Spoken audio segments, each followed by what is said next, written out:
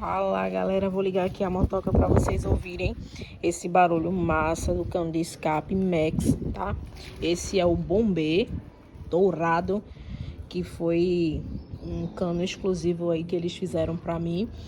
E aí eu vou mostrar para vocês o som dessa belezinha aqui, ó, que veio com o arroba Mulher de Phaser 250 já impresso no próprio cano.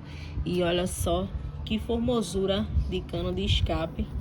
Olha só, gente. E o bom é que ele não bate ali embaixo. E eu vou mostrar pra vocês agora. Deixa eu ligar aqui.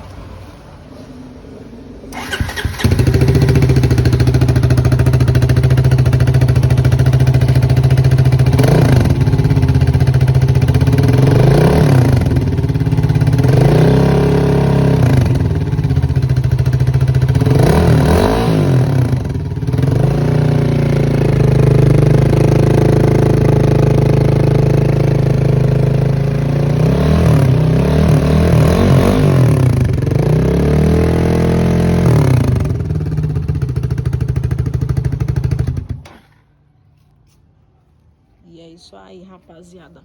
Esse é o barulho do Max Bombê para Phaser 250. Sem falar que o cano tem uma formosura, o cano é belíssimo.